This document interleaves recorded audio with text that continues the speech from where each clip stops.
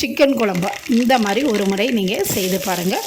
ஒரு பாத்திரத்தில் வந்து எண்ணெய், கடுகு, வெங்காயம், இது கூடவே தக்காளி பழத்தையும் போட்டு நல்லா வதக்கி விட்டுக்கோங்க. தக்காளி வெங்காயம் நல்லா வதங்கினதுக்கப்புறமா இதில் வந்து கல்லுப்பு சேர்த்து வதக்கிக்கிடுவோம். கல்லுப்பு எல்லாம் போட்டு வெங்காயம் தக்காளி வதங்கினதுக்கு அப்புறமா நம்ம இதில் வந்து இஞ்சி பூண்டு பேஸ்ட்டு அதையும் போட்டுக்கிடலாம். இது கூடவே வந்து ஒரு அரை ஸ்பூன் வந்து மஞ்சத்தூள்.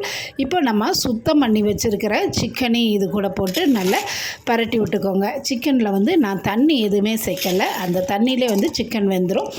இப்போ வந்து மிக்ஸி ஜாரில் வந்து தேங்காய், அன்னாச்சி பூ, கிராம்பு, பட்டை, ஏலக்காய், பெருஞ்சீரகம் எல்லாத்தையும் போட்டு வெங்காயம் இதையும் போட்டு இது கூட வந்து நல்லா அரைச்சி எடுத்துக்கிடுவோம். இப்போ வந்து ஒரு ஸ்பூன் வந்து வத்தப்பொடி, 3 ஸ்பூன் வந்து குழம்பு மிளகாய் தூள் போட்டு நல்லா கலந்து விட்டுக்கிடுவோம். கலந்து விட்டதுக்கப்புறமா கலந்து விட்டு ஒரு 5 நிமிஷம் கொதித்ததுக்கப்புறமா நம்ம அரைச்சி வச்சுருக்கிற தேங்காய் தேவையான அளவு தண்ணி ஊற்றி நல்லா கலந்து விட்டு ஒரு 10 நிமிஷம் நல்லா வேக வச்சதுக்கு எடுத்ததுக்கப்புறமா ஒரு ஸ்பூன் வந்து மட்டன் மசாலா போட்டுக்கோங்க.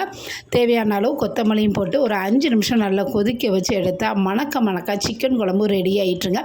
இது டேஸ்ட்டு பார்த்திங்கன்னா சும்மா சாப்பிட்றதுக்கு அட்டகாசமாக இருக்குங்க.